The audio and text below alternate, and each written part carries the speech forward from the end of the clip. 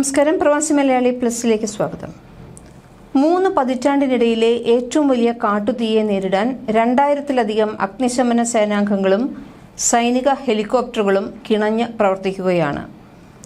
ജപ്പാനിലെ വടക്കൻ ഇവാട്ടെ മേഖലയിൽ ഇതിനകം ഒരാളുടെ ജീവൻ കാട്ടുതീ അപഹരിച്ചു കഴിഞ്ഞു. ഏകദേശം 4600 നിവാസികളെ ഒഴിപ്പിക്കുകയാണ്.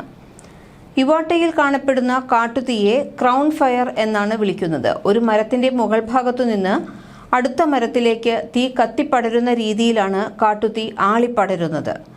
ഇവാട്ടയിലെ ഉപദ്വീപിന്റെ ഭൂമിശാസ്ത്രവും കുത്തനെയുള്ള പർവ്വതനിരകളുടെ ചരിവും അഗ്നിശമന സേനാംഗങ്ങൾക്ക് പ്രദേശത്ത് പ്രവേശിച്ച് തീ കെടുത്തുന്നത് ബുദ്ധിമുട്ടുണ്ടാക്കുന്നുണ്ട്.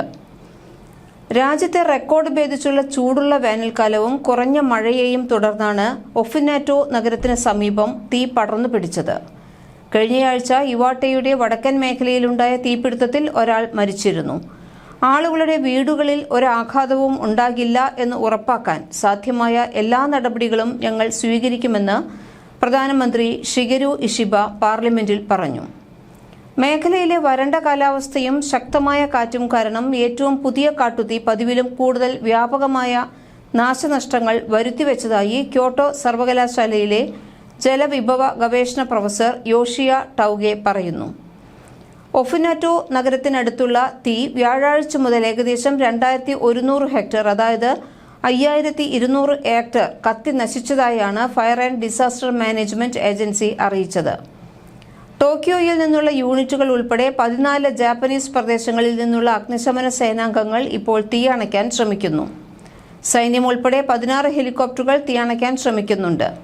ഞായറാഴ്ചയോടെ 84 കെട്ടിടങ്ങൾക്ക് കേടുപാടുകൾ സംഭവിച്ചതായി കണക്കാക്കപ്പെടുന്നു. എന്നിരുന്നാലും വിശദാംശങ്ങൾ ഇപ്പോഴും വിലയിരുത്തി വരിക മാത്രമാണെന്ന് ഏജൻസി പറയുന്നു.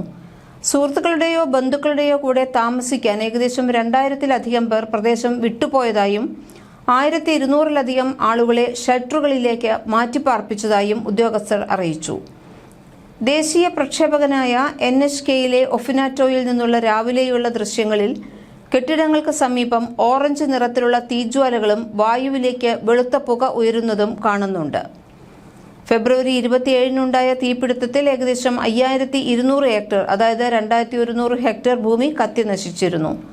തലസ്ഥാന നഗരമായ ടോക്കിയോ ഉൾപ്പെടെ 14 പ്രദേശങ്ങളിൽ നിന്നുള്ള അടിയന്തര സേവന ഉദ്യോഗസ്ഥരുടെ ശ്രമങ്ങൾ ഉണ്ടായിരുന്നിട്ടും 1992-ൽ കുഷിറോയിലുണ്ടായ കാട്ടുതീയേക്കാൾ വ്യാപ്തിയോടെയാണ് ഇപ്പോൾ ജപ്പാനിൽ തീ പടർന്നു പിടിക്കുന്നത്. 1992-ലെ കാട്ടുതീക്ക് ശേഷമുള്ള ഏറ്റവും വലിയ തീപിടുത്തമാണ് ഇതെന്ന് FDMA വക്താവ് പറയുന്നു. ഈ പാരിസ്ഥിതിക ദുരന്തത്തിനിടയിലും ജനവാസ കേന്ദ്രങ്ങൾ സംരക്ഷിക്കുന്നതിനുള്ള സമഗ്രമായ നടപടികൾ സ്വീകരിക്കുമെന്ന് പ്രധാനമന്ത്രി ഷിഗെരു ഇഷിബ പൊതുജനങ്ങൾക്ക് ഉറപ്പു നൽകിയിട്ടുണ്ട്. 1970-കൾ മുതൽ ജപ്പാനിൽ കാട്ടുതീയിൽ വലിയ കുറവുണ്ടായിട്ടുണ്ട്. എന്നാൽ 2023-ൽ ഏകദേശം 1300 സംഭവങ്ങൾ രേഖപ്പെടുത്തി. പ്രധാനമായും വർഷത്തിലെ ആദ്യ മാസങ്ങളിൽ, അതായത് ഫെബ്രുവരിയിലാണ് ഒഫിനാറ്റോയിൽ 2.5 മില്ലിമീറ്റർ മഴയിൽ ഗണ്യമായ കുറവ് രേഖപ്പെടുത്തിയത്. ഇതാണ് ഈ വർഷത്തെ കാട്ടുതീ സീസണെ കൂടുതൽ വഷളാക്കിയത് എന്ന് പറയുന്നു.